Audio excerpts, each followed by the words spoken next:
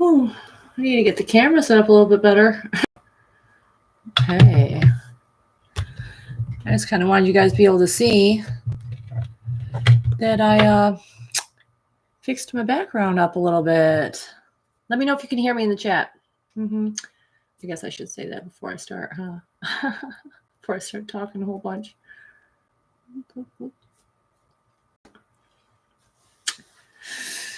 Yeah.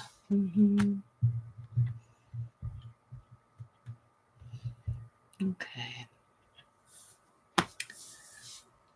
Let me know. Sure. Oh, wow. It's like all the way up. Full volume. Okay. All right.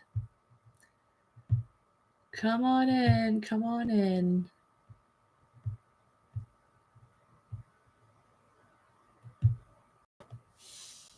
All righty. Hi there, Dennis. Yo, you can hear me. Okay. Whew. I was like, no one's saying anything. Can they not hear me again? Like I've had issues with that. So I definitely didn't want that to be an issue. And now I just want to get my camera straight here. So I'm like in the middle. Not sitting over to the side. God dang it. Okay. Whatever. It's fine. It's fine.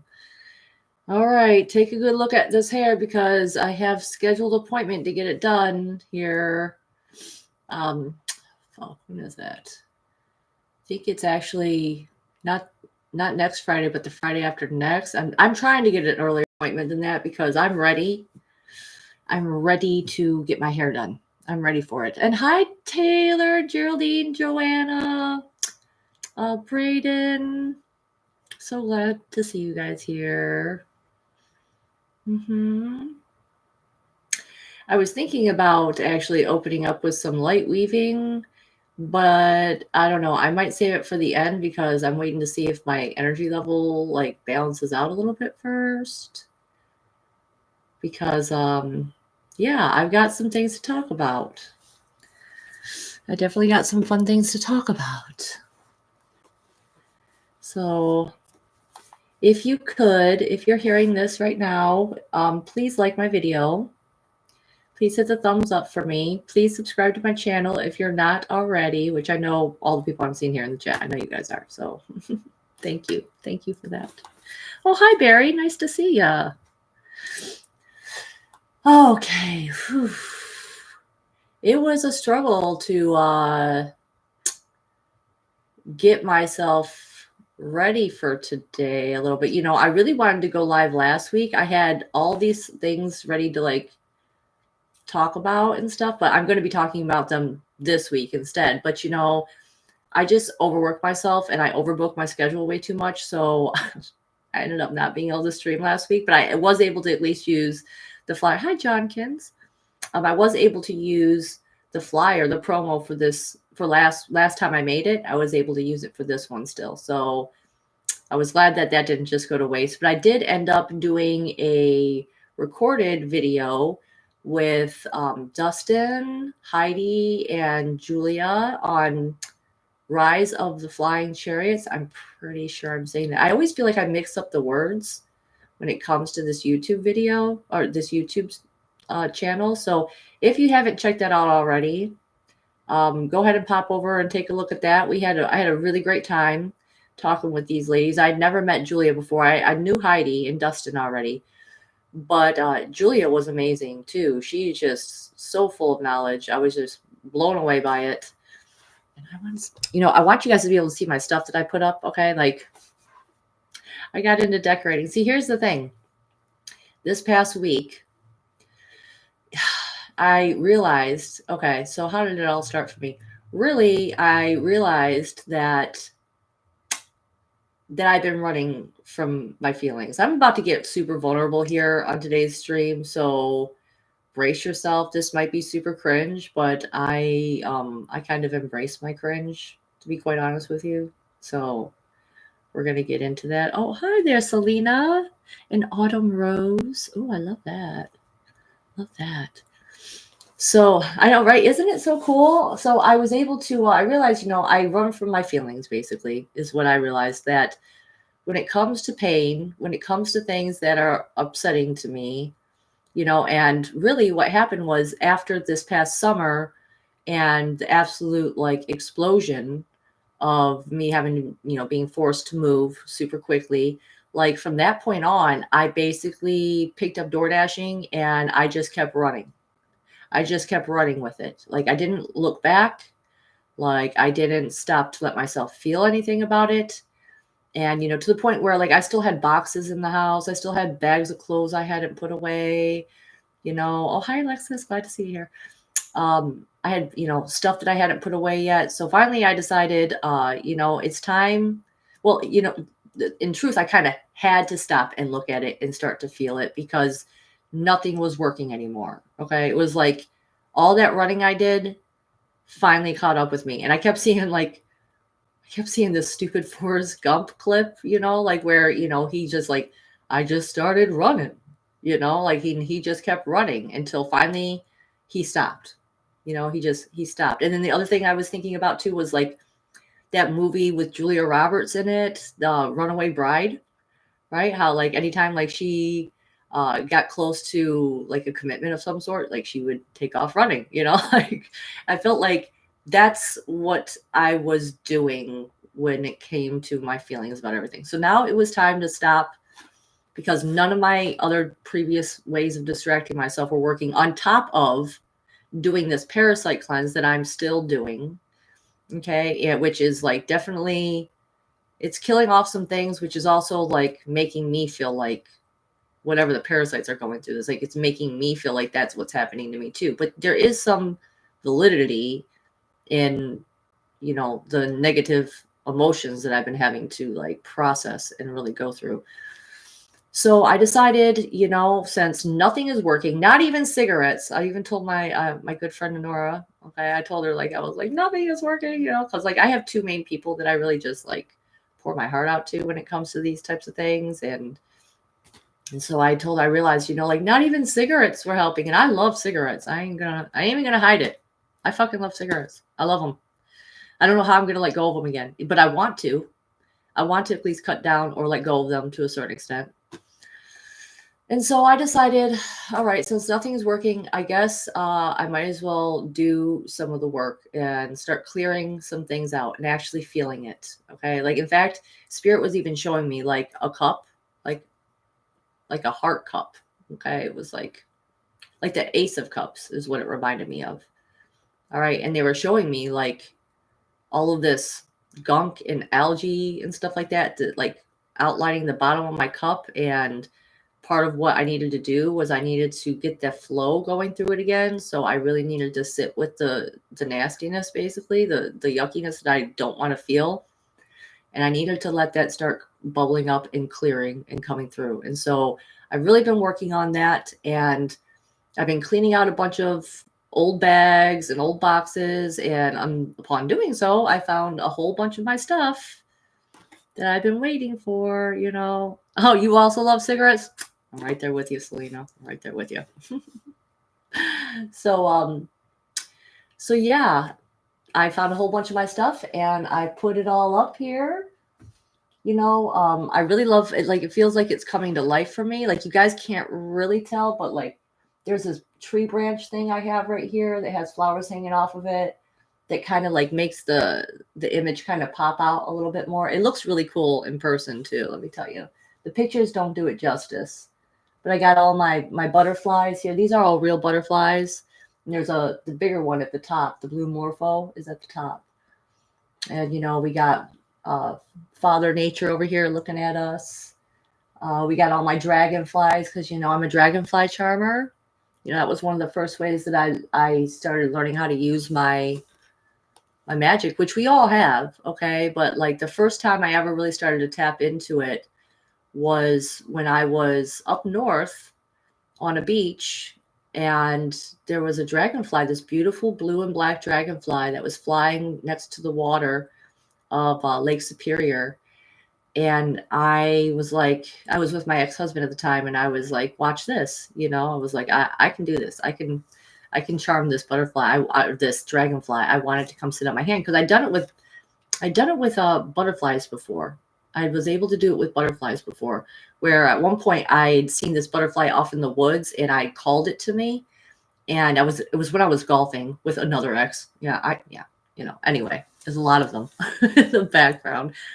But I charmed this butterfly over to me, and it literally rode on my hand as we rode around the golf course. And eventually it left. So I was like, you know what? I'm going to show my ex-husband that I can charm this dragonfly too, because they really dart all over the place, right? So I just connected with it, and I told it, I love you so much. I am part of God, and I just think you're so beautiful, and I just want an opportunity just to look at you. I won't hurt you, but I just think you're so amazing, and I just really want to get a closer look at you. And I slowly went up to it, and I put my hand out, and it climbed onto my hand, and I was able to sit there and take pictures with it and everything like that. And so that was when I started learning how to be in touch with animals and things of that nature, elemental beings of certain nature and stuff like that. So, and hi, Matthew and Honora. Nice to see you. So that was why I had that. This is why I have a bunch of dragonflies. Dragonfly is probably my favorite next to butterflies. Dragonflies are number one for me. Butterflies are number two. So I poured all. We even got my little owl here. We got a beautiful picture from my friend Emily Leonard, who's not here right now, but I'm going to send her this video afterward. I'm going to show her and be like, look, I got your picture up. And a hopeful art, aka Hope. She made that for me. She does spirit animal pictures, artwork. And so I finally got that up. And then of course we got this little picture of, and I've talked, it's funny because I have actually talked about this picture before. It's a picture of a mommy fairy holding a baby fairy up in the air. And all of my kids, it's so funny because when they're little, I'd be like, that's us. That's me and you. And they all, like, the wonderment of childhood, they're like, that's really us. That's really us. Oh my God, that's us. How did you get that picture of us? And it's so super cute. And then lastly, I have to have this painting out here and have people see this, because this is the ocean. Look at the blues. I fell in love with this picture the second I saw it, and I offered to buy it. It was actually from my mom's friend's husband, who was just doing painting for fun. And I told him, I said, I will buy that. I will buy that picture off of you. Give me, I want that picture. And he gave it to me for free. So it is my most favorite painting. And because it reminds me of Moana. And you can kind of see there's like right here, there's like a teal kind of glowing right there. And that reminds me of the ocean and how the ocean comes to life. So yeah, I went through a lot. I have gone through a lot of stuff. I'm purging. I'm getting rid of things. I'm finding all these things that I've forgotten about. Okay, so I'm just going to tell you a little bit of some more of what, like I said, I'm getting real vulnerable here today, guys. So part of what I've been going through, and what, I just want to tell Alexis, thank you for this idea of calling this. This is like diary entries. I love the channel name Ascension Diaries, because that is really what I'm here doing. I'm making a diary for myself and for, people in my life, and, for my kids in the future. If they ever want to take a look at it, they're more than welcome and stuff. And I found out how valuable it really was for me this past week, because I'm really hard on myself. I'm really, really hard on myself. And so, I'm trying to ask myself, like, why am I so hard? What is it that I'm really beating myself up about? Like, what is it that I keep pushing away when it starts to come at me? I try to just bat it off, and I realized, the biggest things that the main reason I was out door dashing so much, or that I like jumped right into door dashing, pushing myself so hard, was because I feel good door dashing. I feel like I know what I'm doing. I'm really, like, me and my mom, we have competitions all the time to see who can make the most money. And I'm always winning. I'm always like beating her on it, because I've really learned the system really well. And so I feel so good about going out and giving people their food. They're always so happy, when they get their food, for the most part. And, when I would come home here, it was like a reminder of all the things that I felt like I wasn't good at. All the things that I felt like I'm failing at, like not being there enough for my kids, not knowing how to be there for them in ways that feels like I'm being there for them, even though they would say something completely different. Okay. But for me, in my standards of going from being a full-time mom for most of their life to being a full-time worker, okay, like it was night and day, And so I realized like the things that, and I'm sure some of you guys are going to relate to this, and this is why I'm sharing it, because I realized that the biggest part of me, the things that I really am hardest on myself about, is the fact that I want to be there for other people.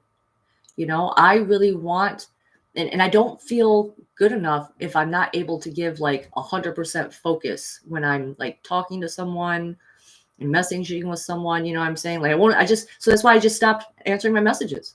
I just stopped going into Facebook Messenger because people were giving me so much, they were asking me to be there for them in a certain way. And if I couldn't be there up to the standard that I had set for myself, well, then it was like, well, I just have to give up. And then that makes you feel bad about yourself, And so then it was like this vicious cycle. And so learning how to let go of that has been really fucking hard. Okay. And the thing that I really had to tell myself, like, and this might not sound the best, but this was something that it felt good to finally say this to myself. But it was like, I don't owe anyone anything. Like, I don't owe anyone anything. I'm like, if I'm doing something, it's because I really want to, and I love people and I care about them, but I don't owe them these things. So making myself feel like I'm not doing my job correctly, this is not helping me. I have to just accept that if people aren't going to understand, they're not going to understand. But the people who really do truly care about me are going to understand.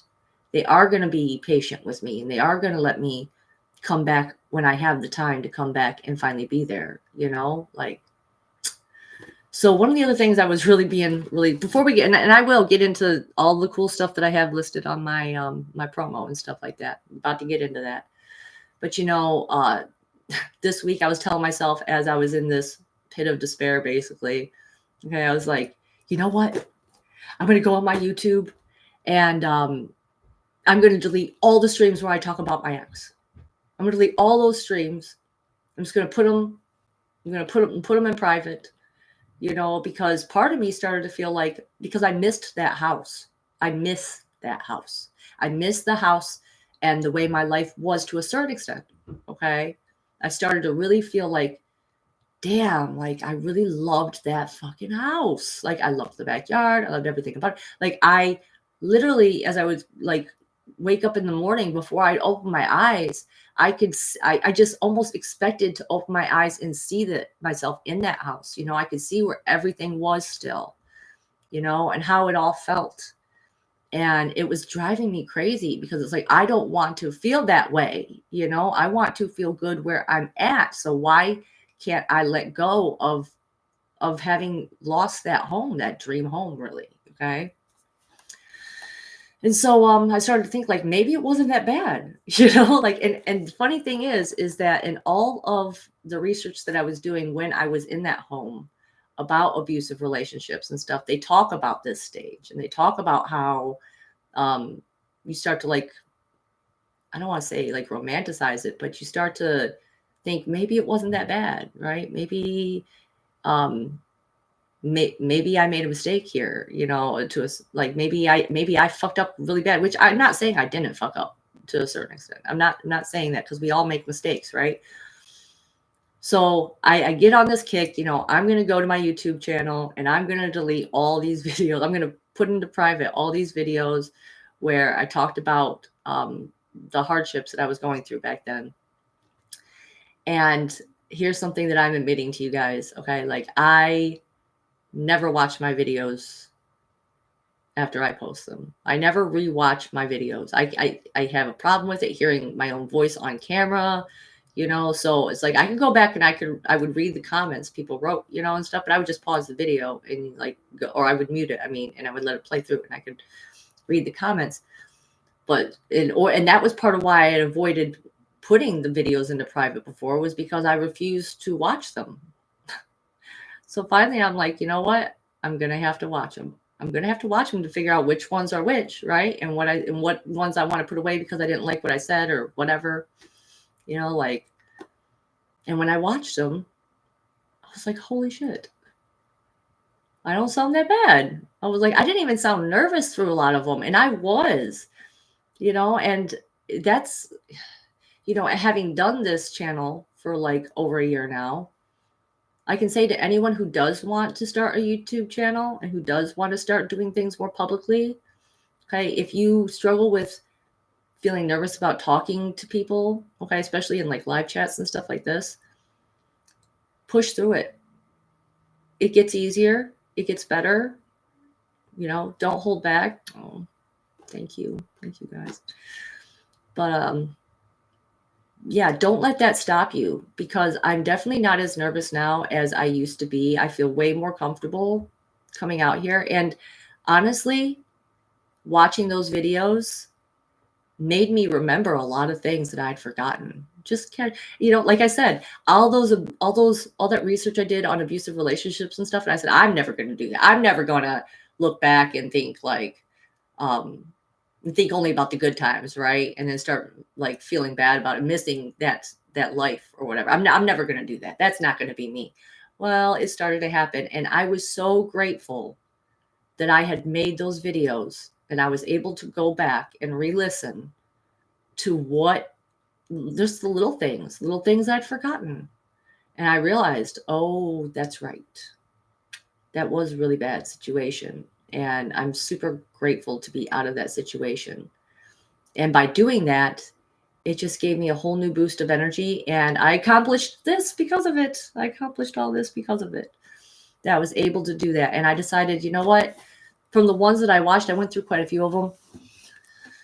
Like they just didn't sound as bad as I was telling myself they were in my head, because it seems like that's really where that inner critic comes in and he beats me up. And it's like, just saying like, why did you say that? Like, God, and it repeats like, oh God, why did I say that? Why did I say this? Why did I do that? And I realize now that part of what's so helpful about making these types of videos is to really show yourself, like, help you not forget, okay, what you were really going through. This really are diary entries, right? So, hello there, Ellen. Nice to see you. Mm-hmm. Okay, so now that we got through that part of it, we'll go ahead and put that aside. Let's get to some of the other funner stuff I have, okay? Because I have some things written off. Okay, first of all, if you either watched the stream that I did on Dustin's channel, or if you watched my last stream that I posted, you'll know that I've really gotten into talking and studying and understanding what these shadow beings are, the Hat Man, things of that nature, which I hate to even almost bring up attention to it again now, because I almost have been asking myself, man, did I fuck around and find out? Is that what's been happening lately? Is this why I've been hitting so hard? Because, I have a good friend who has a YouTube channel that's really amazing. I highly recommend you check it out, named Barry Littleton. Okay. And I was reaching out to him for help about wanting to know more about these shadow beings and stuff. And he sent me a whole playlist of 31 videos, which I completely burned through like in 2 days. And one of them was all about how the ways in which inorganic beings get to you. And I believe I did mention some of this, how they poke holes in your shields and your defenses in order to break you down, right? And all the things that he was listing off, okay, like financial troubles, car issues, issues with your car's fluids, plumbing issues with your house. Gosh, what are some of the other ones?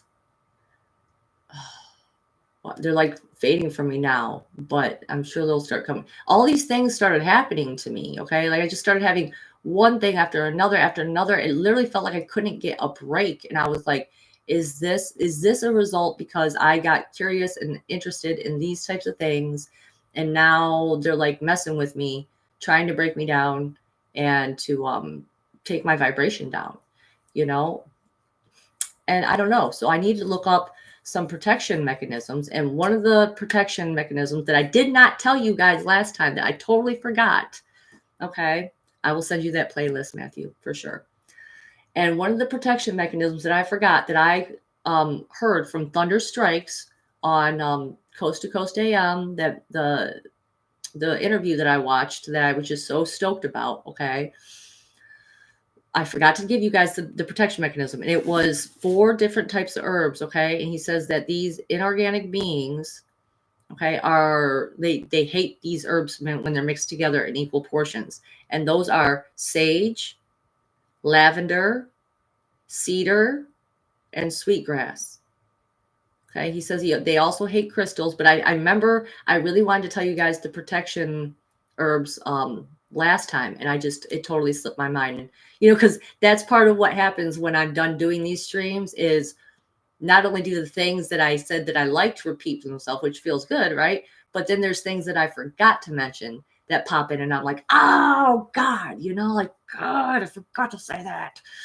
So that is, I already have several of these herbs, so I'm definitely going to make myself up a little collection of this. And I do think Spirit has my back because I have gotten some breaks. All right. I have gotten some breakthroughs. Like I said, I've been cleaning out my closets. Okay. Which your house and the things that you keep around you are definitely symbolic of the inner world reflects the outer world, so to speak. So I'm definitely feeling things, and I'm definitely moving that water through that heart space now because it has to in order for me.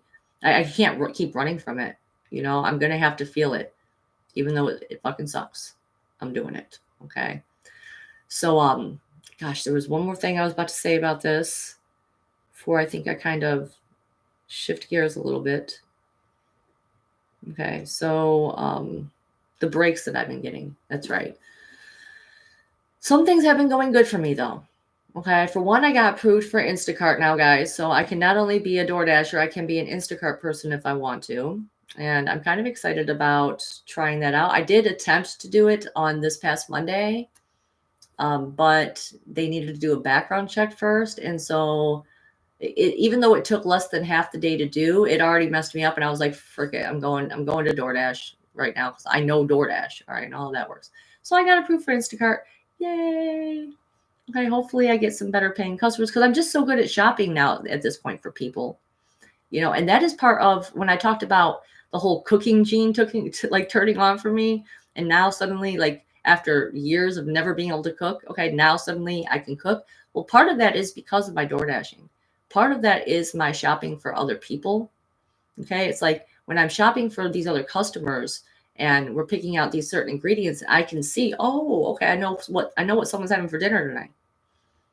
So I'm like, oh, this makes sense now. And so it's been easier for me to not be so overwhelmed by all of the different types of foods that are out there, So I'm really excited to really just get myself in the kitchen and make some new things. And I have DoorDash to thank for that, quite honestly, which is kind of funny little payoff there. But also, oh my God, that was it. Oh, here it all comes. All right, it's all coming in. The other thing, okay, when I was younger, when I was in my 20s, okay, when I started going into my darker years, I guess you could say, I basically lost my job, right? I lost my income. I lost my career, but I had a trust fund that I could use for a little while, but eventually even that money ran out too. Well, at the time I had a bunch of credit cards. And so I charged up these credit cards because I had nothing else to use at the time. All right. And those debts have haunted me. All right. They haunted me. Okay. And so I would get, even though I had no income to claim anymore at that point. So I never filed taxes after that because you have to like make over $600. All right. And this is outside of like child support and stuff. So you had to, I just stopped filing taxes. All right. Well, I started getting these court documents from this one creditor. All right. I'll just tell you, it was Discover Card. Okay. And I owed them like $6,000. And I'm 8 years old, 27, 28 years old at the time. Okay. I stopped paying it. And they literally came after me and sent me court papers every single year saying that they were going to garnish my income tax return. So that was not a good incentive for me to want to go out there and to find a job and to start making an income, even because I'm like, eventually, like, what if they find out I have a job? Are they going to garnish my money? Are they going to garnish that too? Like, I was scared, besides the fact that I was deep in that drug addiction at that point. Okay.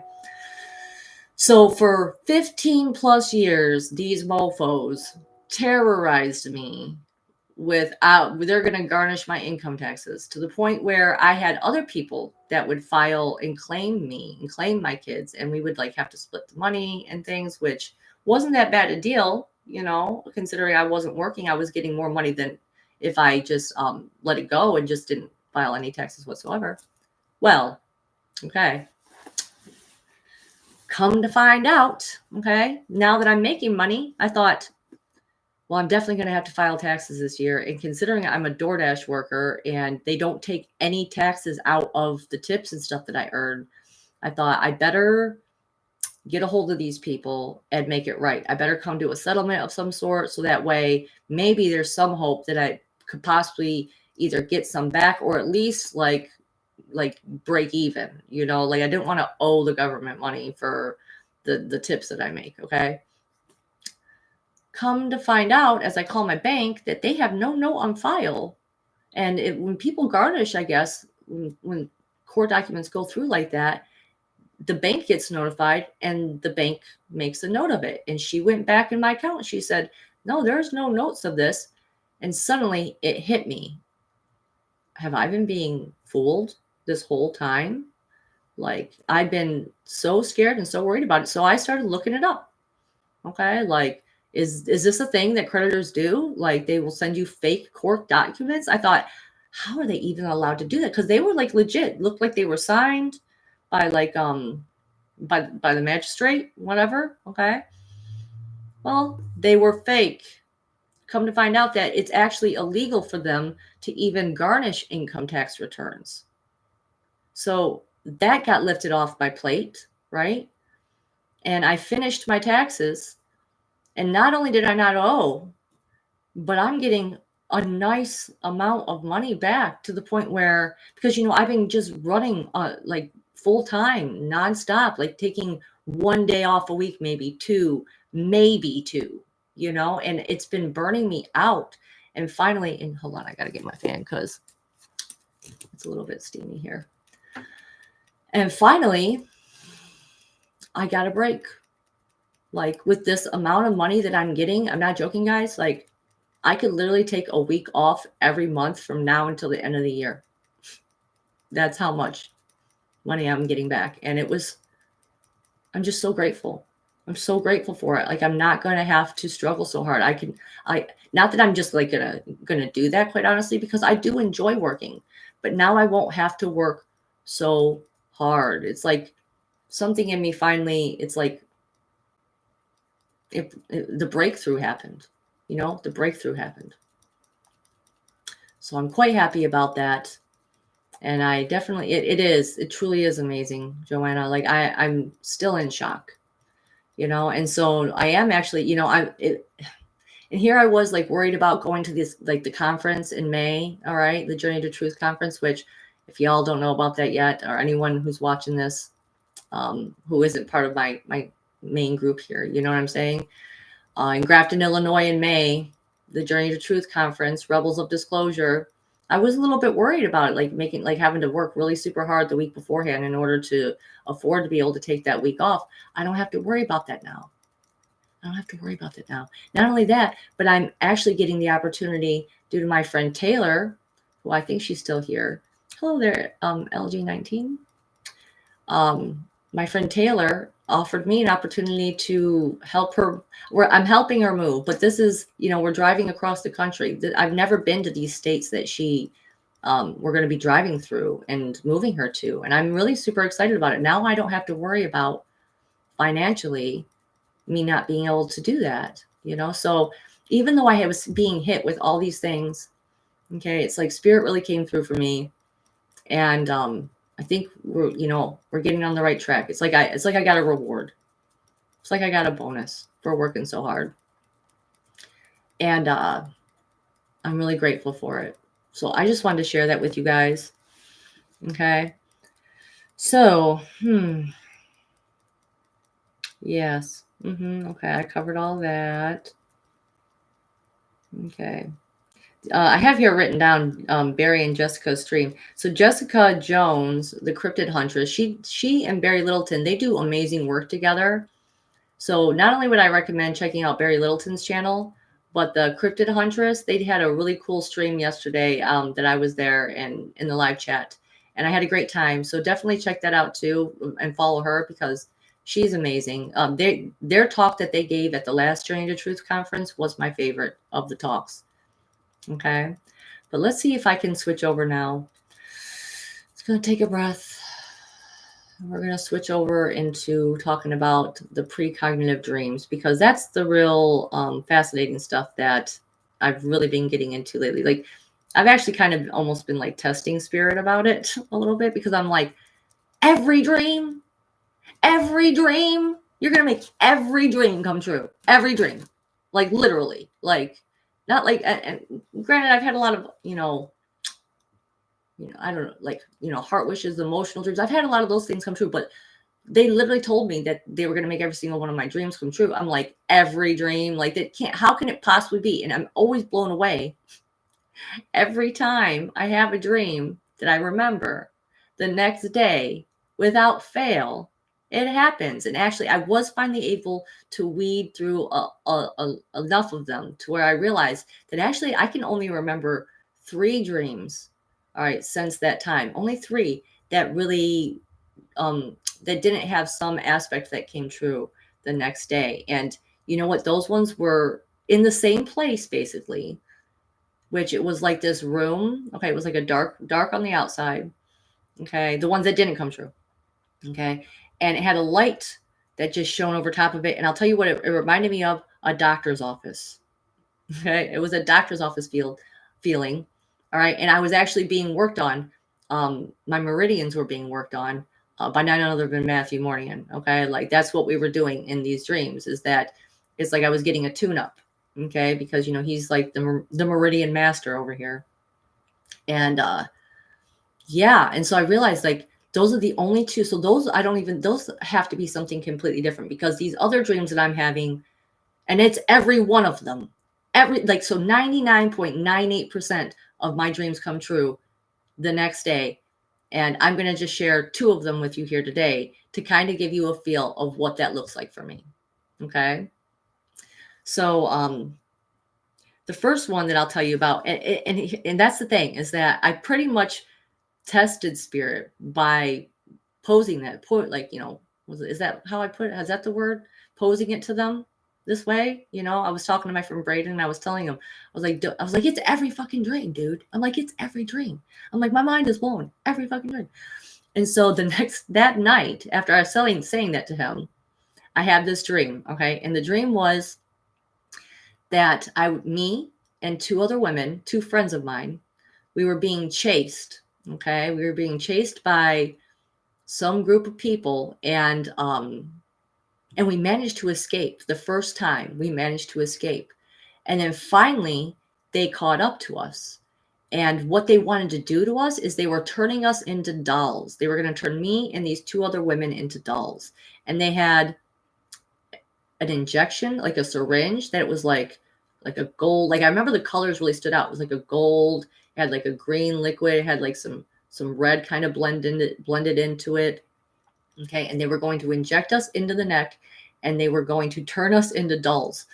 All right. So when they caught up to us, all right, I fought them. Obviously, they got my 2 girlfriends, and I was kind of like zip, like how like dogs kind of like jump back and forth, like like, oh, when you're playing with them and stuff. Like I was like zipping around them. I was like, agree, okay, fine, I'll give in, but no, and they go and they give me the shot, and I'd be like, woo, like, no, you're not gonna get me, But finally, I gave in, and I said, fine, go ahead, and they injected me.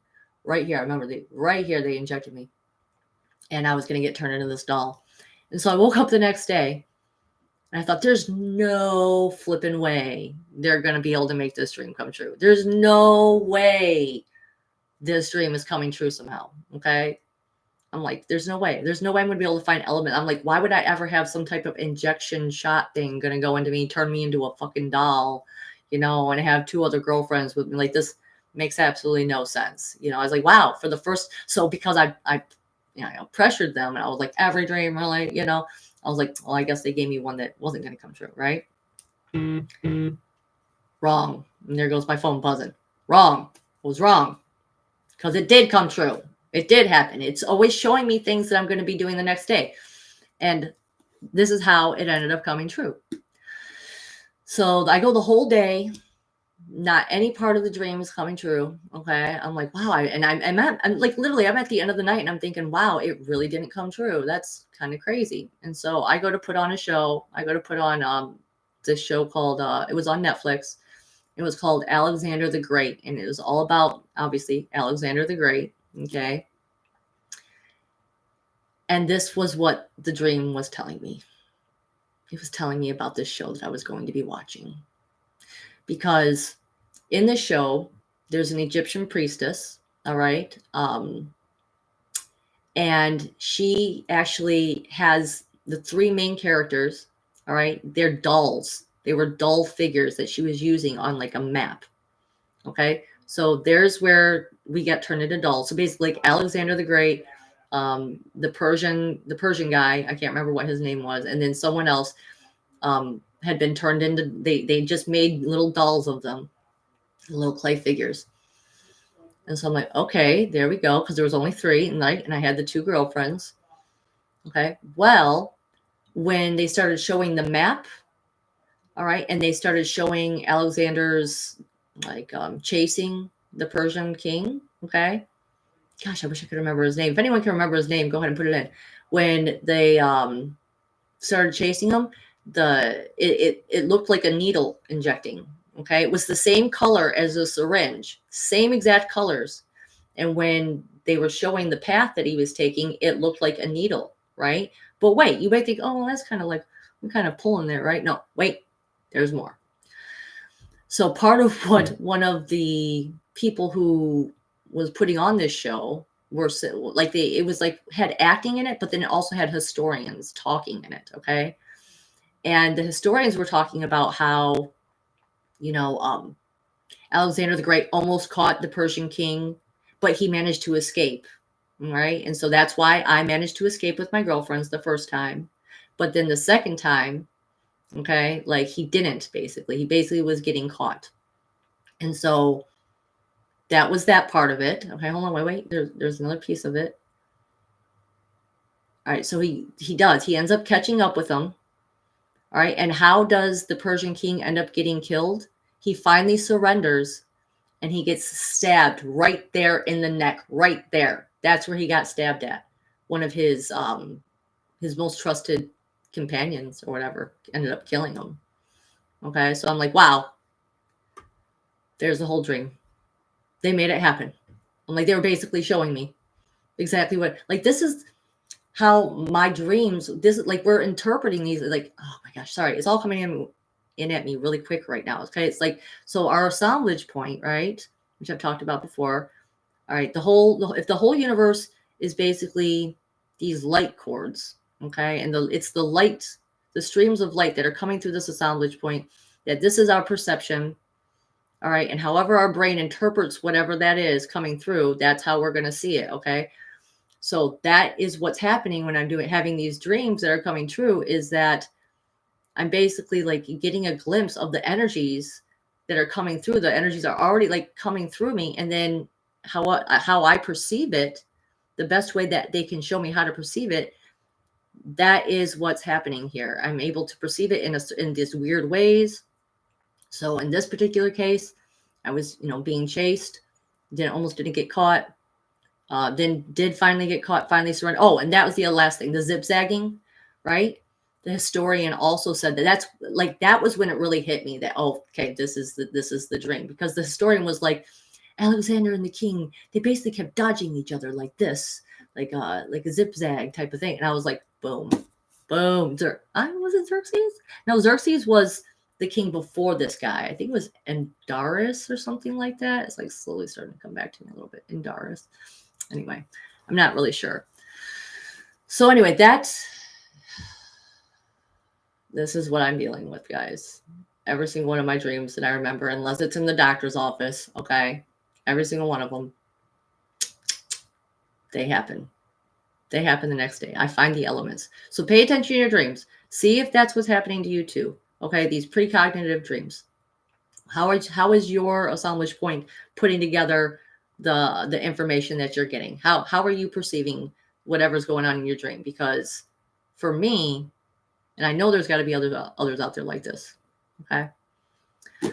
So let's get to the second dream that I wanted to talk about, though, because this goes into earthbound spirits, which is another specialty subject matter of Barry Littleton. So if you're interested in that type of information, I highly suggest you go over there and you take a look at his work, because he talks a lot about earthbound spirits and crossing earthbound spirits over, because, you know, they can form attachments to us, and then we can start to take on the traits of those earthbound spirits. People who maybe didn't want to leave this planet because of, you know, longings or addictions, bad habits, things that being afraid to cross over because of maybe they didn't live their life the best that they wanted to live it. And so they find a host, you know, especially he suggested bars. Bars is a really rough place for spirits to go and hang out in, or a good place, I guess, for them, because if they want to get an attachment to someone who drinks alcohol, you know, if they were alcoholic, they can latch on to someone who's drinking, and that person might be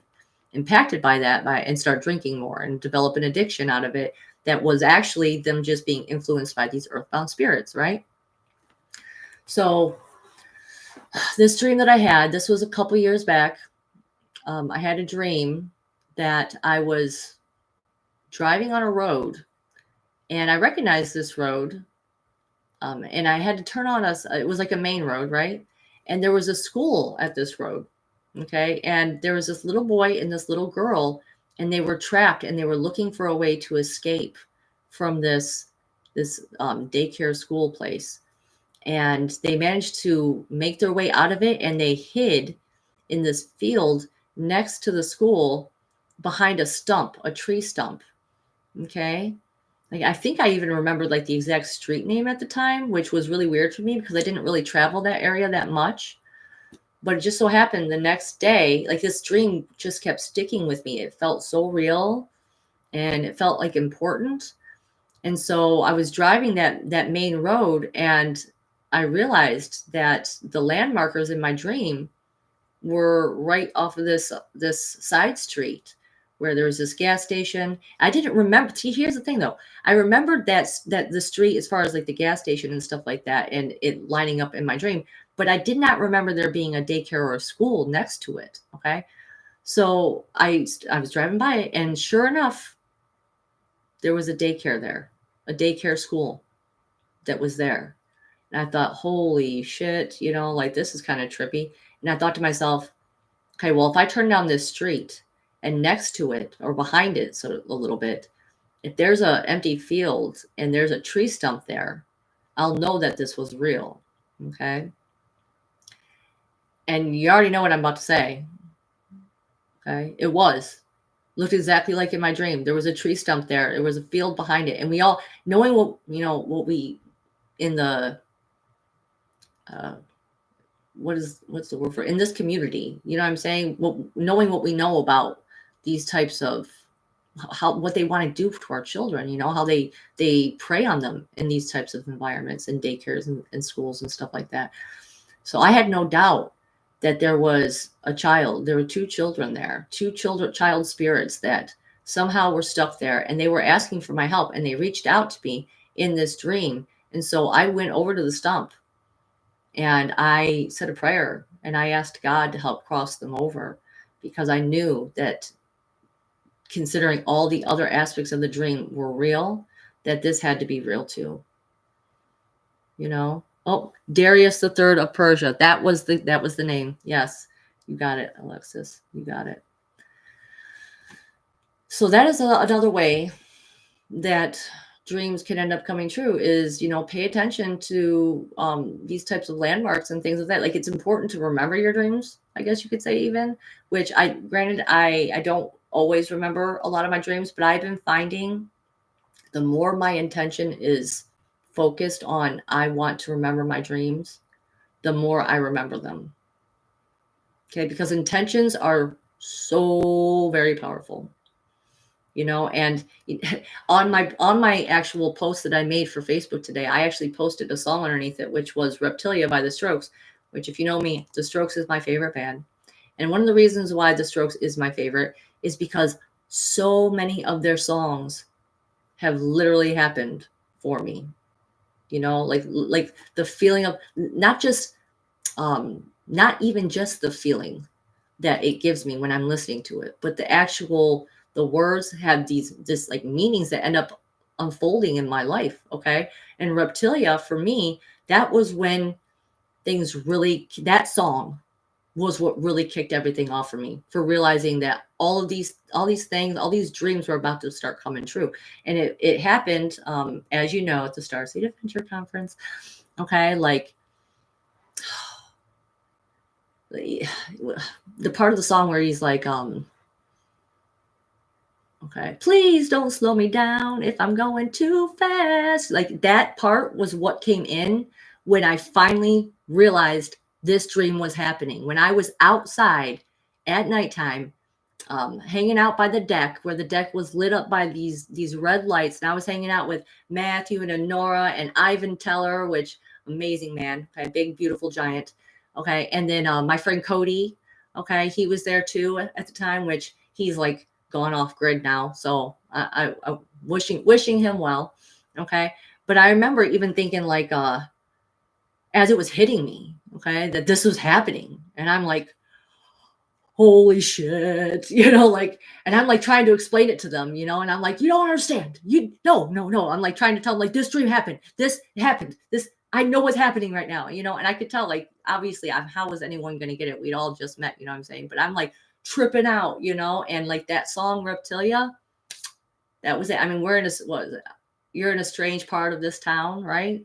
Like, Reptilia to me makes me think of like crocodiles and stuff like that, alligators and stuff. And I was in Florida, so like all of these songs, pay attention to the songs that really that stick out and make you have emotions in a certain way, because no doubt that there's certain lyrics that spirit could be using to guide you. Okay. And I know for me, like I said, that was the song that, like, and I call them heart songs. I've talked about this before. I call them heart songs.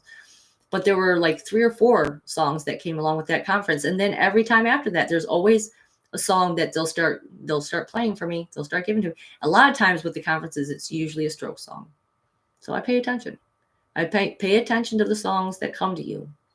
Okay. Because if you're even attracted to this stream, if you're even attracted to my videos at all, my vibration, the sound of my voice, okay, there are things that are similar in you that are similar in me. There's a reason why.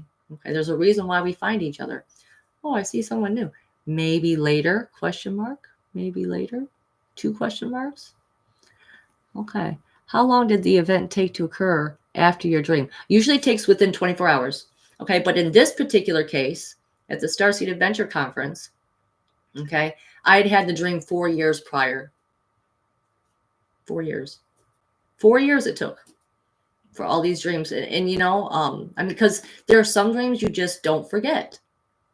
There are just some dreams you don't forget. Like, I can still remember some dreams that were very significant to me back when I was 12, 13 years old. I still remember them because they're just so vivid and so meaningful, But yeah, now it happens within 24 hours. Now. But that was part of what my activation was, is what they told me, basically, that they're about to make all my dreams come true. And they have been. Quite literally. So I'm like, yay, this is fun. Hopefully I have good dreams, right? Oh, God. All right, hold on. I'm getting some good questions here. Okay. Have you noticed any noticeable differences between a regular dream, and a precognitive dream. At this point, I don't have any regular dreams. At this point, I only have precognitive dreams, every single one. And, and that's why I was like, even pushing testing spirit by saying to them, like, really, you're going to make every dream happen, every single one? The only ones that haven't, like I said, are the ones where I'm getting like a meridian tune up in the doctor's office. Okay, because of my light weaving. Okay, a lot of my light weaving, especially if I don't know, I'm really channeling that energy and that light through me. And if I'm working on top of it and I'm not taking really good care of myself, not getting enough sleep, not eating properly, maybe not getting enough water, what they showed me, okay, was what was happening to my meridians. All right, was that it was like threads. Okay, they're like lines that were going, but threads that were getting frayed, like split ends, like when your hair gets split ends. Okay, and so I really had to, and I had been doing like an extreme amount of light weaving that week. So it didn't surprise me, that I have to sometimes, like if I'm going to do that much, if I'm going to be channeling that much light energy through me, then I have to take good care of myself. Otherwise, I'm going to get burnt out. I'm going to burn out my meridians and stuff like that. And I don't want to do that because I want to keep doing the light weaving, which, that's the other thing I wanted to talk about a little bit, was just, I can feel them. I can like my intention. As soon as I put my intention on to use my hands, which are my instrument, okay, I can already feel them. I can feel it at my fingertips. I can feel it. It's like stringed instrument. They're all right here. Okay. They're all right here. I can pull it right. And I just start making the knots. I just start doing it. All right. And then we can push that energy through me. Okay. Go through the heart. So I do a lot of the heart work. Okay. I try to clean up my throat chakra a lot. It's harder to get to the lower ones though, because I don't get, trying to like see if I can put it down there, and I can, but it's a little bit harder. I usually need to be standing up if I'm going to move the energy more through down there, okay, into the root chakra and stuff like that. But I've been working on getting my sacral chakra clear again.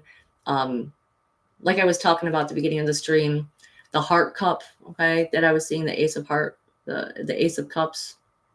Okay, they were showing me a bunch of algae and stuff that had gotten stuck in there from me just letting emotions sit in it, because I just didn't want to feel it. I just didn't want to I didn't want to feel that pain. And so it was getting clogged up. And the only way to get it clear was to get the energies from the root chakra to come up. So I have no doubt that the pain, the fear, anxiety, all the negative things that I've been feeling had gotten muddied up down there, which keeping your chakras clear and keeping your energy body clear is a lifelong process. It's like hygiene. You know what I'm saying? Like, you have to keep doing it. Bone broth. Alexis says bone broth. I do have some. I definitely will take your advice when it comes to that. Okay. All right. Okay. So I answered that question. All right, cool. All right, so that's what I have to say about the precognitive dreams. Definitely feel free to leave in the comments any cool experiences that you want to share with me. I do love reading the comments. Okay, and it also helps my video too if people leave comments. So definitely don't hesitate. Okay, okay, here we go. I got something else that I wanted to say. I hear, just as I put my fan down, I'm already heating back up again. And this isn't hot flash stuff right now, because I can tell the difference between a hot flash right now, and I'm just heated up at this point. So I really feel like I am turned on spiritually. Like I'm getting the codes through. I'm sharing them with you guys. That's what other people in the community would call it. I'm sharing the codes with you guys, and I love you, my beloved Adler. Nice to see you. Okay, so some of what I was thinking about too was how I started off, really, because I was a much different person when I first started coming to this community, it's live chats and live streams and stuff like that. Like, I was terrified to even write in the live chat. I was like, okay. I used to go to the ESETI channel. That used to be my main channel that I would watch. They even made me a mod at one point, but they have like 100 mods now at this point. So I was like, they got enough people there. And I stopped really, I stopped really resonating with the message that they were giving on that channel over and over and over again. So I was like, you know what, I'm gonna drop this. But when I first started, okay, I would sit back. I remember I had this girlfriend, her name was Elise Brown. Okay. And she was just so hilarious. She was so funny. And she would just make these comments all the time in the live chat. And she would just be, just firing them off. And I'd be like, man, I wish I could say that. But I was too afraid. I was too afraid that of saying, I don't know, saying the wrong thing, being embarrassed, so I wouldn't until, but I wanted to be able to interact with other people, not only that, but the other thing that I was really nervous about was writing a comment in the live chat and then having someone read it out loud, like, oh no, I'd write it. That's how it started. I'd write it. I'm like, oh God, please don't read it. Please don't read the comment out loud. Don't read the comment out loud. Now I don't feel that way anymore. Now I'm just like, no, go right ahead. Read the comment if you want to read the comment. I feel much better about it now. And so basically, like, I had someone I looked up to, and I wanted to have more connections with people. I wanted to share myself more. I wanted to be able to speak up, like, I was afraid to talk. I would never have done this 4, 5, 6 years ago. I never would have done this. And so anyone I know that I have other girlfriends out there. I know that they worry about writing in the chats too. I know they do. And so I just want to say, if any of them are watching, like, just do it. Just take the chance. Maybe you're not going to hit every time. Maybe sometimes you will say something that's embarrassing, have typo that gets read out on the screen. That's okay. We all make mistakes. Okay. And it's worth it being able to express yourself. It's worth it making those connections with people, showing people who you really are. Because that's what it is. I wanted to show people who I really am because I want to make those real connections. I want those real friendships. Yeah. Oh, hold on. Let me see what someone said here. Yeah. Okay. Absolutely. We're going to get to the cards in a second for sure. Absolutely, Matthew. I got you. Woo, A-City. Yeah. Okay. Yeah, I know, right? They really did. The E-City channel led me here. Okay. All right. So one last thing. Okay. One last thing we're going to pull the fortune cookie now, and then we're going to get to the cards because, yeah, it's just that time. I haven't even been keeping track of the time. Okay, cool. So we're not too far into it. But the other thing I want to say is that I did get the book. I did get the book by Thunderstrikes. Okay. So, I will let you guys know what I find here, especially when it comes to the horses, right? The 8 horses that he was talking about in the other thing, right? In the other thing. In the interview that I listened to that I was like became obsessed with, that basically set me on this journey here. Okay, so I'm gonna do my best to try and read it. I wish they had an audiobook because I would totally listen to it on audiobook, but they didn't have it on audiobook. Oh, all right. Let's do this, right? Let's pull the fortune cookie. I'm ready. I think I did get to everything I want to say. I'm just gonna double check here in my notes. Boom, boom, boom. Did it? Okay. We got it. All right, who's ready for the fortune cookie?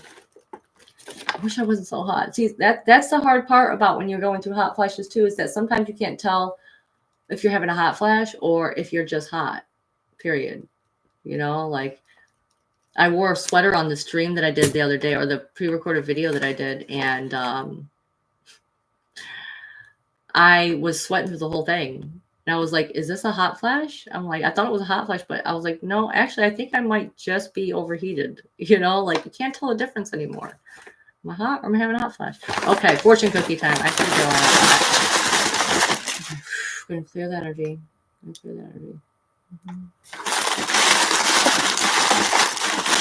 What does the collective need to hear? Here we go. I feel like I should pull this one. This is what we're doing. This one. This is it.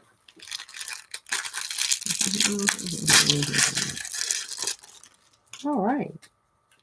All right. What does the collective need to hear? Please give us a message. Boom, boom. Okay.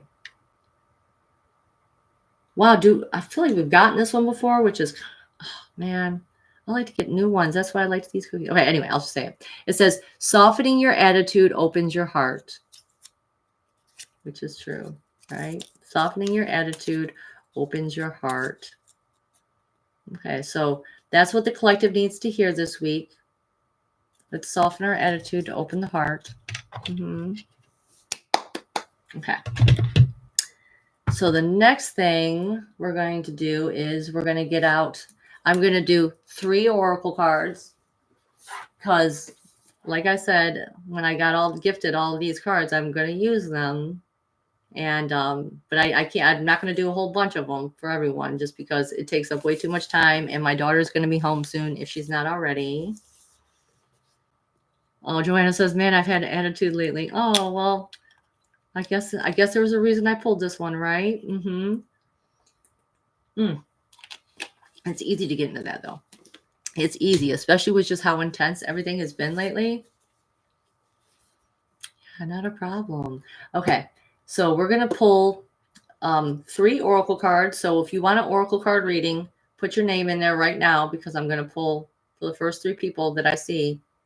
Ask for the oracle reading, and then we're going to pull for the collective. And I guess if you would rather have me do a card for you, Matthew, from this deck, I can do a couple for people with this deck too, if you guys would prefer. So since I had the request, which I don't often have a request, so let's do this. Okay. All right. And I'll just let you know the oracle card deck that we're using today is called Sacred Sea Oracle. Okay.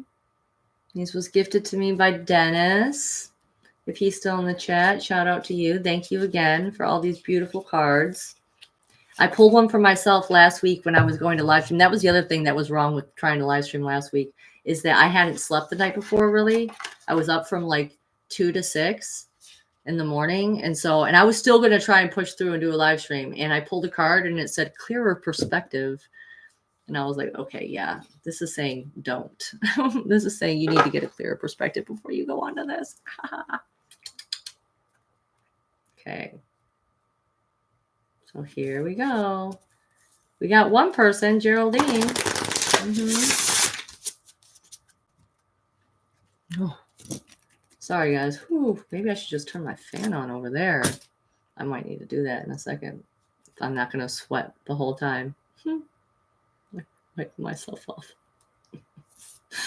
Okay, here we go. All right. This card is for Geraldine. Your oracle card. Maybe Geraldine's the only one we're going to do an oracle card for. Okay. If you guys would rather me do the other card, just the 1 card readings or whatever for the other one, the regular deck, I should say, then just let me know too. Oh. Oh, yeah. I thought you do. I had a feeling that you would, Alexis. I had a feeling. Okay. All right. My beloved Adler. We got Geraldine, my beloved Adler. And then I guess we'll switch over to the other cards unless someone else specifically requests one from the oracle deck. Okay, now I really got to take a deep breath and get myself energetically ready for this. Okay, so I'm tuning in. All right, Geraldine. All right, I feel you, girl. Okay, this card is for Geraldine. Please let us be aware of what it is that she needs to know. What message does Geraldine need to hear? Okay. Yep, it's ready. What message does Geraldine need to hear? What message? The train just honked. Okay, so it definitely is ready. Okay. What message does Geraldine? Okay. I see you with the dog. So I don't know. I do remember you talking something about a dog and a couple of the other groups that we attend together. But I'm just letting you know right now, like I'm seeing you with this dog right now. And I see a picture of you in my head. All right, so we are connected. What's going on with Geraldine? What message does she need? What message does she need to hear? 1, 2, 3. Boom. Okay. The Akashic Gaia Gateway. Deepening self-knowledge. Okay. So look at this beautiful card. I have no idea what these cards are like when it comes to what this booklet is about to say. But the first thing I want to say is that something is telling me, especially since I did see you with the dog right off the bat, is like this is a dog that you've been connected to before. Okay, like in a different lifetime. Okay. I know you've been definitely being tested with it, but let's see if this has. I mean, and I don't know if this is even going to go into that more, but that's just the heart feeling that I got was this dog. There was like unfinished business between the two of you. That's part of the reason that she came to you, he or she. I'm not sure which. But let's go ahead and look at it's number 5. Okay. Okay. I'm excited for this. Okay. All right. So your affirmation is, I am ready to find out more about who I really am, and I am bravely open to learning more about my purpose and mission here on earth. I know what I find will be for my highest good and will help me to truly be the best expressed version my soul has ever known. I really like that. Okay, so let's see what the message of it says. It says, sacred meanings, portal to deep understanding of your soul self, pathway to your multidimensional past, present, and future. Accessing your purpose is upon you. You are on the clearest path to self-knowledge. Go deeper into learning about who you really are. Says the sacred meanings. Now, the sacred message is this. This portal for accessing Gaia's crystalline cave and requesting access to your own Akashic records is ready for you. The key and pathway lie ahead, open and waiting for your discovery. It is up to you to go on the journey, as it is solely your journey to embark upon. The Akashic records are held in safekeeping for you to access when you are ready. There is no rush and no time limit. The records hold the data, memories, and lessons from all your lifetimes and beyond, and you can connect to this information through the gateway that is protected by Gaia. Choosing to open this requires incredible self-responsibility and inner strength. Are you ready? The discoveries you can find will add such depth and meaning to your life and purpose that your sense of knowing and belonging and your inner peace will be unshakable, which is really, really, really good. Because, we were getting a lot of tarot cards, towers in the last live stream that I attended where Matthew was pulling a bunch of cards for everyone. And the tower kept coming up. So being unshakable is really, really important. So there's definitely some soul searching that you need to do, some information that you need to tap into the Akashic records for. Okay. Let's see if it says anything else. Okay. No, it's got some other little hoo-ha. Yeah, so basically, hold on. I'm just going to glance at it. I guess it's giving you a ritual to do. But I'm like, you know what? I'll just send that one to you privately because you got your sacred message. Let's keep going. Okay. Let's keep going. I hope that you enjoyed that. Okay. I hope that was helpful. All right. The tower card needs to chill out. I know, right? But, for me, what it almost felt like there were some things about myself that I was holding beliefs about myself that were not good beliefs that I was really just struggling with, that I feel like those were the things that fell away. Like, for instance, me wanting to go back and just like delete a bunch of freaking streams. It was like when I went back and finally looked at them, it was like a perception, something I had built a belief upon, that I had built up this tower about. ended up not being real, and it needed to come shaking down. So for me, I kind of took it as that, and it felt good. But yeah, let's keep going. Okay, so let's see. Okay.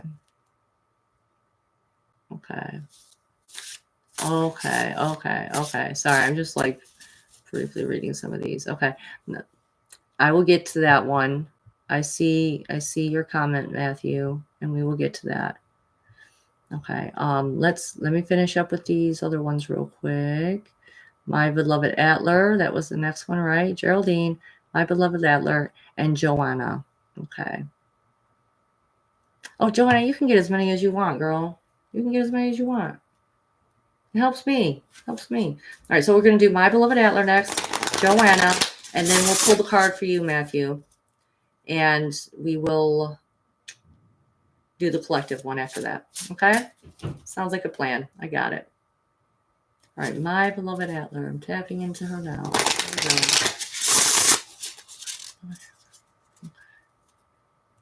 All right, connected. I feel you. All right, here we go. Yes, what message does my beloved Adler need to hear? What message does she need to hear? She need to hear. Okay, yeah, it's ready. Okay. Here we go. What message does she need to hear? Oop. Okay. Here we go. What message does... Oop. Got it. Okay. All right. So you got one called Sacred Fish Spirit. It says surrender to simplicity. And this is what it looks like. Beautiful, right? Okay. Sacred Fish Spirit, surrender to simplicity. This is for my beloved Adler. Oh, it's like, is this like the last card? Okay, it's not the last one, but I've turned right to the page, so we are on point. All right, so your affirmation is, I surrender to the smallness of my life as I part. Okay, let me restart that. I surrender to the smallness of my life as I am part of the greater whole of humanity. I am open to connecting with my community more to honor my purpose and remain aware and humble of who I am and why I came to Earth. When I see fish or hear the word fish, I will remember this. Okay. All right, so the sacred meanings, and then I'll give you your sacred message is this. Simplicity in living. Awaken a new perspective of your life. Your purpose is linked to collaboration and community. Live moment to moment. Honor the little moments. Humble awareness, surrender. Your sacred message is this. The sacred fish spirit has a message for you. I am surfacing from the deepest reef of the sacred sea to guide and honor you on your journey. You are being asked to create purpose for yourself and your life in the simplicity of your day, your breath, your food, your home, your bed, and your laughter. It is in your smallest moments, just as one fish is to one moment, when all moments link together as a school of fish does. These small moments add up to the sum of your life experience. The consciousness of these mundane actions and experiences can change your entire perspective of what life is and what you came to Earth for. So I guess they're really asking you to focus on living in the moment, being present, appreciating the small things, honoring that. I definitely have felt that message as of recently too. Being called to really appreciate and try to find gratitude in all the little things that go right, because there's so many times when it's like you can get overwhelmed by all the hardships that have happened in the past. It's like, yeah, I'm just trying to let you know, I feel that message with you for sure. And I hope that helped. Okay.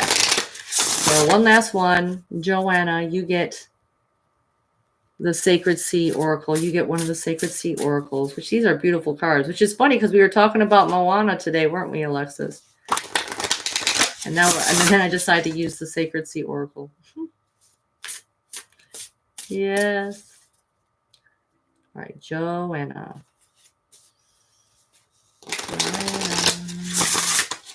All right. Oh, wow. Yeah. Connected right to you on that one. Okay, Joanna. What does Joanna need to hear? Okay, one last little shuffle, and then we'll be set. Yep. Yeah, they really quickly, like, brought your energy forward. Okay, Joanna. Okay, what does Joanna need to hear? Oh, I know. I hear you're struggling. Okay. Oh, I feel you. Yeah, you want some stability. Oh, okay, I get it. Oh, sending you some love. Okay, what does Joanna need to hear? What does Joanna need to hear from the Sacred Oracle deck here? What's Joanna need to hear? Manta Ray Mother, compassionate kindness. So here it is, number 12. Okay. Let's go ahead and put these down. These are really beautiful cards, I will say that. Number 12.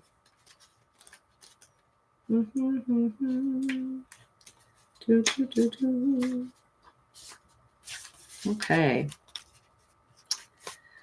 Your affirmation is this: I release my tight grip on life, allowing the abundance I intend to enjoy to flow easily into my experience.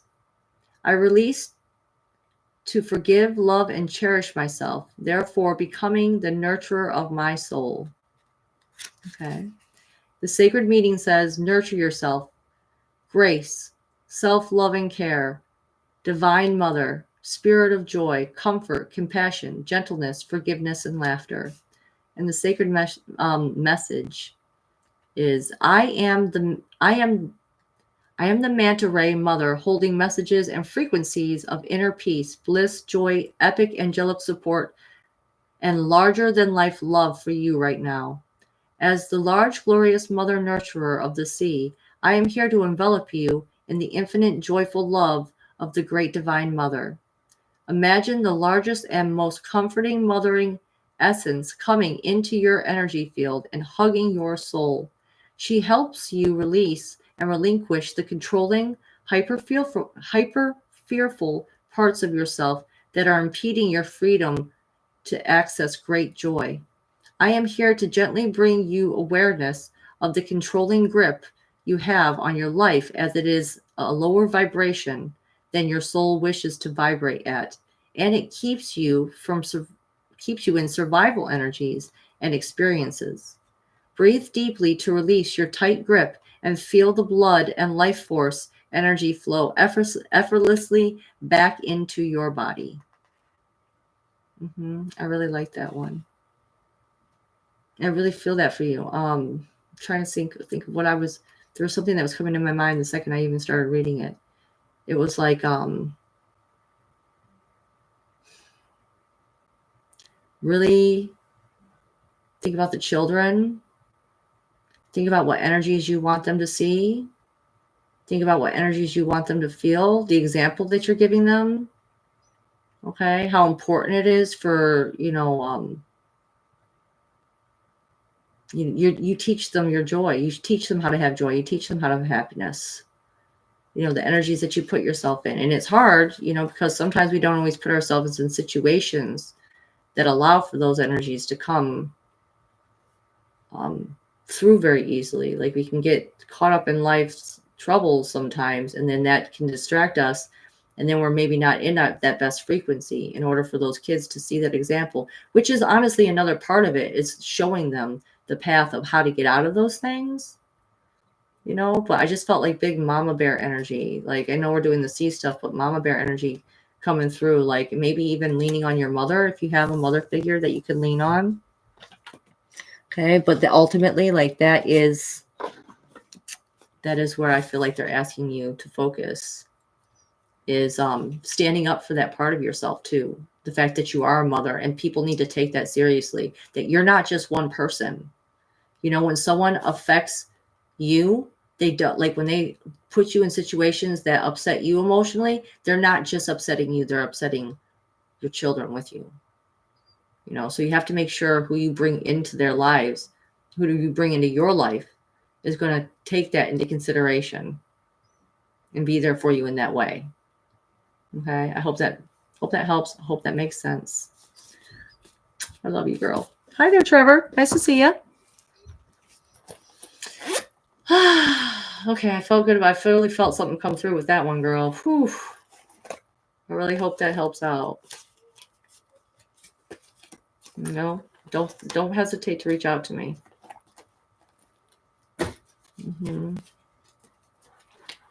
All right, so we're gonna pull a card from Matthew here because he has a question. Okay, he needs a quick card. He's in desperate need here. Okay, he needs to know if someone is going to be okay. It's major, about to get jabbed, and oh, okay, and you're losing it because of that. Oh shit. Okay, this is not good. Oh my god, I can't even imagine if it's someone close to you thinking about doing that. I'd be freaking out too. I would be I have put myself in that mind frame before, where, you know, like my mom's boyfriend got jabbed, okay, and I flat out told her, I said, you ever think about it? Don't you ever think about it? And she's like, I won't. My doctor tried to push me, and I won't. You know, like, good, because I will. All right, that's all I can say on that part. Okay, so let's go ahead and get in the moment. Let's go ahead and get in the energy. Okay, connecting the spirit. Okay, what's going on here? We need a card. I need to know if this person who's thinking about getting jabbed is going to be okay. What's the best advice? What's the best card that we can pull? Matthew.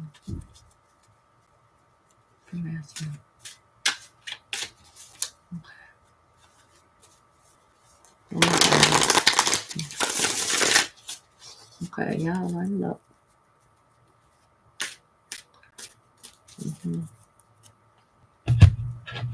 A piece of advice. What message does Matthew need to hear? What does he need to know?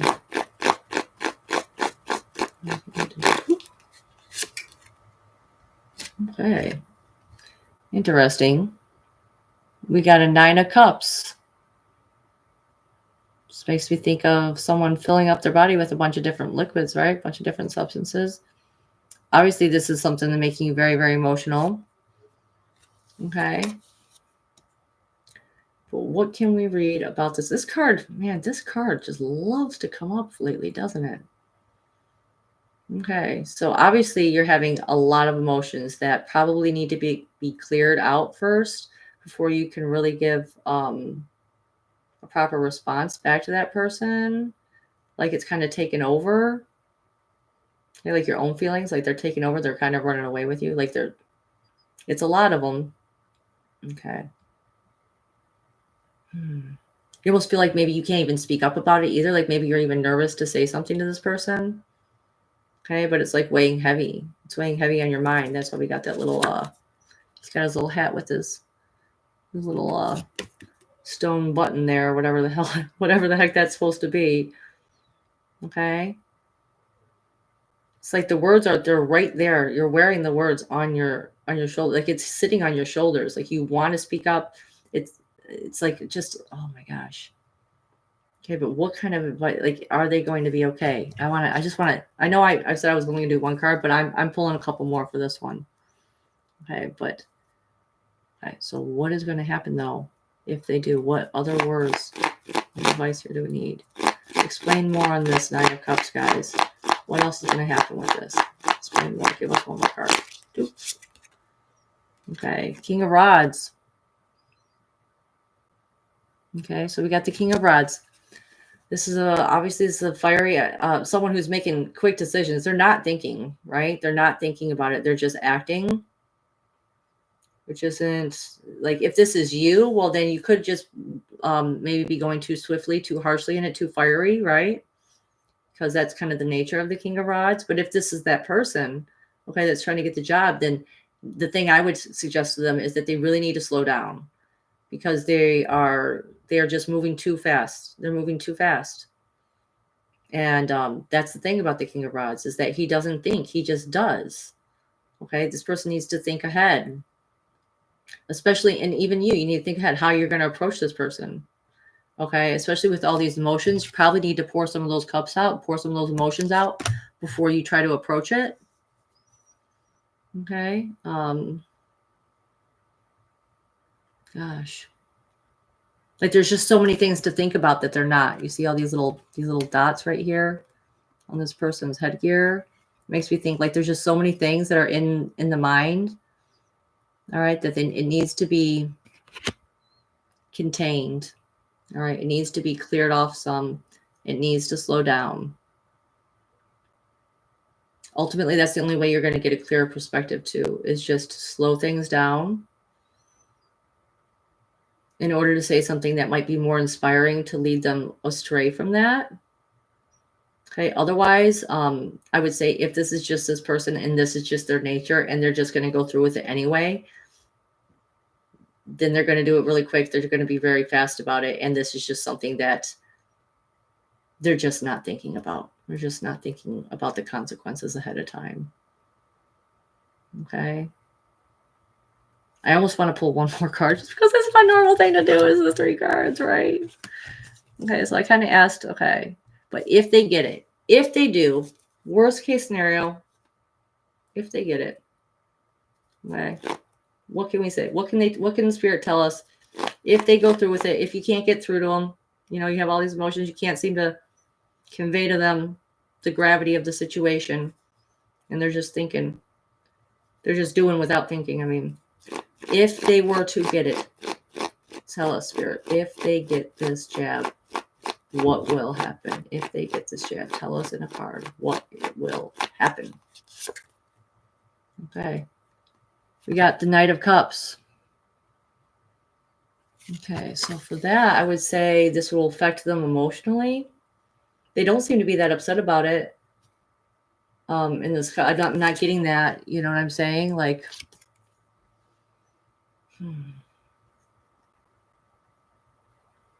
okay, so it might affect their intuition. It might affect their ability to know what's in their cup, so to speak.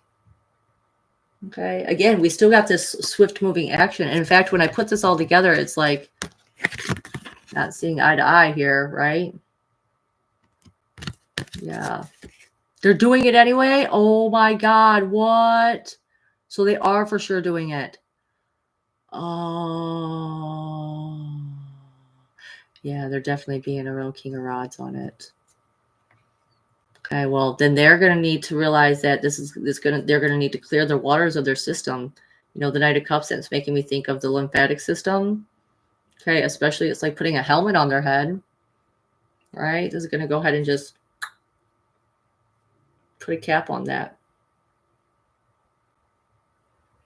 Ultimately, they will be around, though. They will. The shoulders keep coming up to mind. Like, I feel like it's going to, like, gather in their joints. Okay, because that's the other thing I was seeing, like, the poisons, the toxins, like the bubbles on this guy's head, on the shoulders. So, like, things are going to start getting stuck in there. So, I don't know. Maybe you can convince them to do some detoxing even afterward. I don't know how. That's the thing. I don't know how informed they are about what's going into their body now, and I just really think that it might have an impact on mostly their emotional state. Okay, their own abilities to feel connected to God. Okay, they're really drawing my eyes again to the tulips here in the back too. The red flowers in the back, the tulips. So I would say if they're doing something like that now, really look around, because tulips bloom in May. Right. So from May forward, really pay attention to what's going on with them emotionally. Okay, because I do think that they'll be able to clear some of it, but I feel like that's when things are really going to we're gonna know the full effects. Okay. It almost seems like here too, like this separation. You see, you got this. Sorry, I'm like opposite on here. You got this little winged guy right here. It's like separated by that little barrier. So they might even feel like a little again, I just get like disconnected, feeling disconnected from God, feeling disconnected, not themselves, maybe even. You might see some stuff acting up around that point in time, right after May. So that's how my 1 card reading turned into 3. I hope that helps. I feel really bad. About it. Let me go ahead and see what you wrote here. Okay, we're working on it. It's complicated, and I probably have to have faith and stand aside. Just pay attention to after May and see what happens. After May. Because it could even be that they get affected more at the beginning than as their body starts to process it. Because that's what happens when you first get it. Okay, just like any vaccine. Okay, I shouldn't have said the word shit. Just with any kind of hokey pokey. All right, you're gonna have whatever it is they're putting into you. You're gonna have a reaction. You're gonna have a reaction. And I mean, if I can give you any advice from the fact that like I said, my mom's boyfriend, he had it, and he's okay now, but I still worry about him. Like we all do when we know someone that has one that's gotten that. Yeah, there you go, Geraldine's nailing it over here. That's that 3rd card, quite emotional decision and not thinking before they rush in. Yeah. Maybe having to go separate ways. That's the other thing, that since you're back to back on it, like you're just not seeing eye to eye. And like, I don't know how that would change, quite honestly. And with that 9 of Cups, having all those emotions about it, which you're gonna have to pour those cups out some to even be able to talk to them about it, if they're even willing to talk to you about it. But it sounds to me like they're not. Okay. You'll be in my prayers. All right, guys. Oh my God.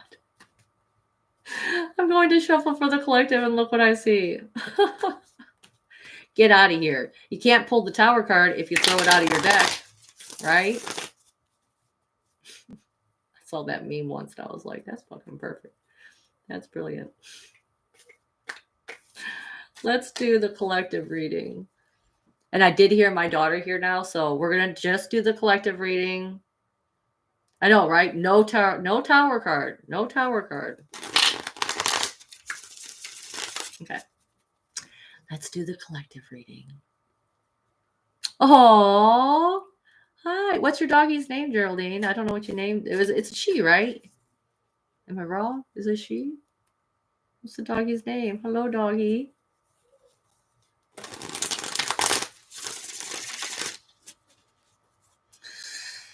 All right, clearing that energy.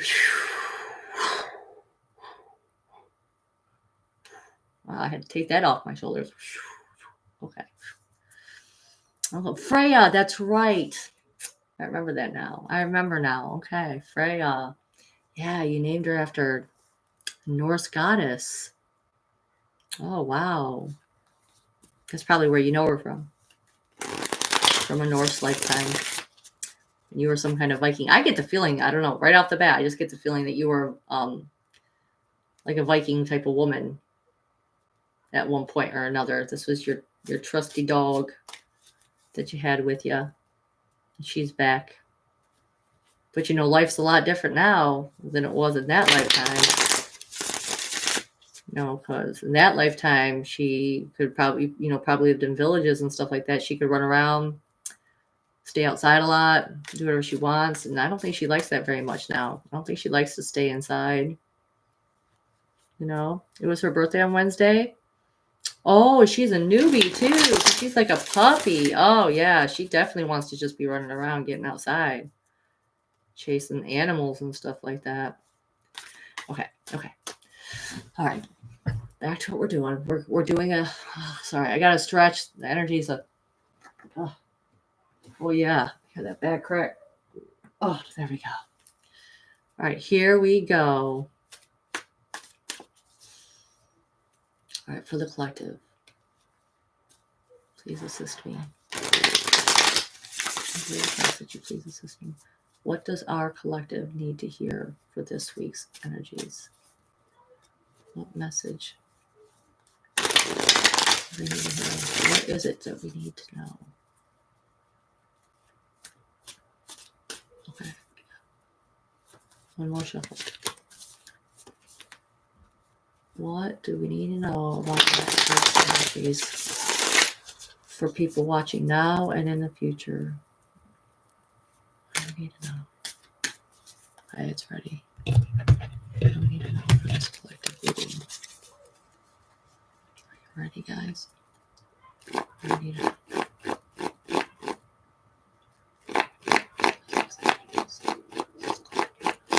Oop. First card. Wow.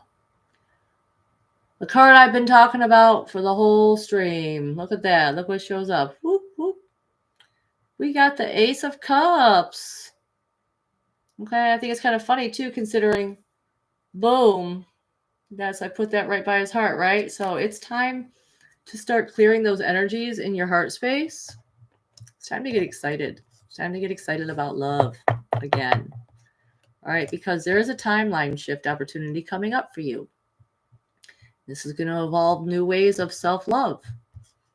This is going to involve all sorts of new joyful, happy emotions that are going to just bubble up and come to the surface because you're going to be doing the work and you're going to be allowing those lotus blossoms, okay, which is symbolic of the heart, to come out of the mud and be reborn, right? Because that's what the lotus, that's how it's even born. It starts in mud. In fact, there is a story that the Buddha, that I always relate to this, okay, about the Buddha. The Buddha was asked by someone, like, who should we help? Like, if we're on a spiritual path, all right, who do we know to give our energy to, and like that we can really help and help bring them higher into enlightenment, and who don't we? Well, he compared it to a lotus blossom, okay, and he said there are going to be some people, all right, that the seed of the lotus blossom never makes it out of the mud, right? And you can't give to those people because it's just never, they're never going to rise to the surface, okay? But then there's going to be other people where the lotus blossom doesn't even need any help, and it just easily rises to the surface, and you'll see it. And like, those are the people that can help this third category, which I'm about to mention, which is the people that are kind of in the middle, okay, where they might start coming up out of the mud and maybe they get stuck halfway through, or 3/4 of the way through. And so you need to reach down in there and help sweep off the mud, right? So that way they can fully come to the surface. All right. Well, this is an opportunity for that. And I think it's kind of funny too, because we even got 3 lotus blossoms in the card. All right. So prepare to reach a new stage of being able to help people, especially our group. I just know our group, we really want to be in service to other people. Like I was mentioning earlier in my stream, that's the thing I feel like I'm the hardest on myself about, is feeling like I just want to be able to give more to people. And when I can't do that, I start beating myself up and feeling like a failure, even though that's just going to perpetually keep me in a cycle where I'm just feeling like I'm not good enough. Okay, so we have to realize that the first person we have to give to is ourselves. The first person we have to show love to and compassion to is ourselves, in order to keep those waters clear, so we can make this new timeline shift for love come to fruition. We got that sun rising above. Okay, so it is coming. I feel like spring is coming fast upon us, but that is when this transition is going to fully happen for us. This timeline shift, if we start to make that, okay? Because the more we do, I just get a great feeling about this card. Like, the more we take care of this matter now, the more joyful it's going to be in the long run. Okay, so let's keep going. Okay, what else? back into the mode. Okay, yeah. Tell us some more about this Ace of Cups. What else do we need to hear for this week's collective reading? What else does the collective need to hear? Boom. Okay, wow. Another good card. We got one of the best cards that you can get. Okay, we got the Six of Swords. This is like, have faith. If you're doing the work and you're clearing that cup out and you're clearing those waters out, and this could also speak to the lymphatic system too. Okay, clearing out the lymphatics is like getting moving. Okay, because it's a closed system. So like jumping up and down on a trampoline, like elliptical machines, running, like anything, getting moving, doing your qigong. Okay, like that's gonna keep it's gonna keep going with this card, right? Have faith though that it's going to work. You might not see results right away, but everything is in alignment. It is in alignment. It is ready to be shifted. It is ready to be moved. Okay, you might have to leave some things behind, okay, because this guy has his back turned, right? I always want to say something about that deer, but I have yet to figure out what exactly they want me to connect that deer to on his head. Okay. Be passive. They're telling me now, be passive in your nature. Okay. And go with the flow and let that ride come and take you to the other side. Have faith. Spirit's going to get you there. Okay. Trying to see if there's anything else we can pull out of here, especially since we got that pheasant right there, right? Okay. So, pheasants travel in groups. So it could have something to do with being part of a group, having faith, lean on our collective, lean on each other. Okay. We will get each other to the other side. Together, we will do this together. Okay. Like it can happen. We can find that together. Again, and that kind of relates back to the Buddha story too, is like, if we're looking at who can we help and how do we help, how do we be of service? Okay. Have faith, lean on each other.